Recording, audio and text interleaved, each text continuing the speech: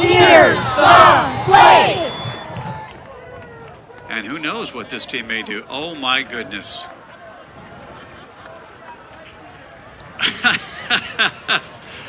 I don't know that I've ever seen something like this before in all my years of announcing. Hello, football fans. Ryan here. Man, oh man, wasn't that hilarious? That was a total knee slapper. I hope you weren't in mid-sip when you saw those players fall down. It was pure comedy gold. That's probably what one might think if they're not a high school football official. If you are a high school football official, you're probably not laughing. You're not laughing because this is a nightmare. Or at least it has the potential to be a nightmare. High school football officials want no part of this, and what's worse, there's still a quarter to go. I mean, look at this head coach. He appears to be a bit upset. That's Coach Scott Altenberg, and he said after the game that in his 27 years of coaching, he has never been angrier. He's obviously not had me for a white hat. The team in the dark jerseys is Sierra Canyon. They are currently ranked 7th in the nation and eventually won the contest 30-0. Sierra Canyon was perturbed with the team in the gray jerseys, Sarah, because they thought Sarah were faking cramps to slow down the game. A quick, pertinent stat, Sarah didn't achieve a first down, nor did they complete a pass for the entire game. I counted 5 instances of Sarah players going down with what appears to be cramps. This first one had 2 players going down, although one got better fairly quickly. The healing power of the youth is amazing. The count includes this instance when a Sierra Canyon player helped a Sarah player with his cramp. How touching. It's like an inspirational poster for good sportsmanship came to life. Coach Altenberg denied that his team was faking cramps. He said after the game, "I'm not that kind of coach." According to an article on SI.com, Sierra Canyon's coach, John Ellinghaus, admitted to being irked by Sarah's constant cramping. By the way, none of the cramping occurred while Sarah was on offense. The coach also expressed regret over the stunt and said he would take it back if he could. It should also be noted that Sierra Canyon's little skit took place after an injury timeout. If a high school player goes down with a cramp, he has a cramp. They are kids. If they say they're hurt, then they are hurt. I'm not saying anyone isn't saying that, I just wanted to get that out there. Because at least to me, the issue for officials isn't if the players were actually cramping, but the issue is Sierra Canyon mocking their opponents. What does the rules book have to say about this type of thing? Well, there is a rule that broadly covers in-game theatrics.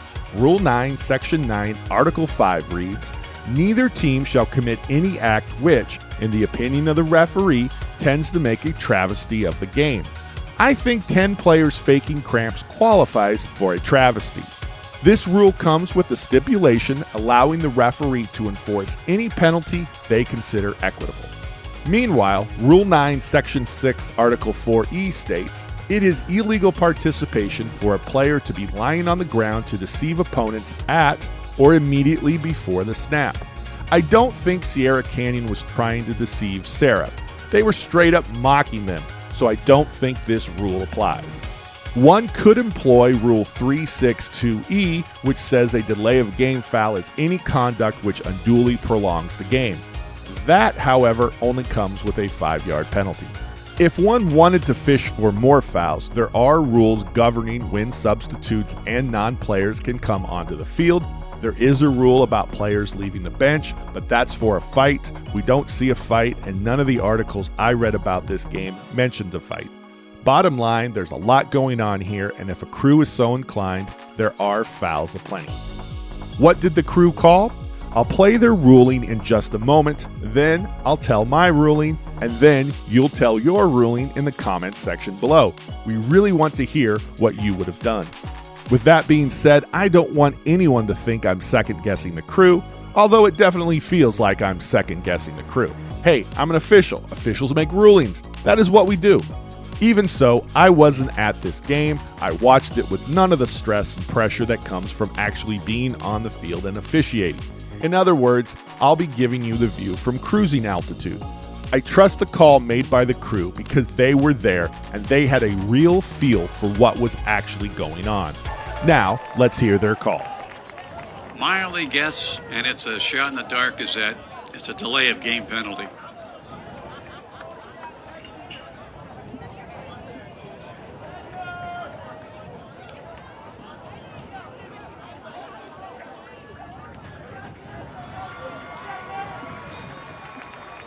Well, they just decided to call unsportsmanlike conduct penalties against both sides. Offsetting unsportsmanlike conduct fouls. Furthermore, no one was ejected.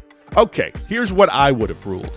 I would have thrown an unsportsmanlike conduct foul on the head coach of Sierra Canyon and another on the players for pulling the stunt. Yes, I know that's a little murky. I mean, I'm giving out unsportsmanlike conducts but not really assigning them to anyone. But I want Sierra Canyon to receive 2 unsportsmanlike conduct fouls so the fouls won't offset. I would have also thrown an unsportsmanlike conduct foul on the Sarah coach. You cannot not penalize him for coming onto the field and throwing a tirade. I would have ejected the Sierra Canyon head coach.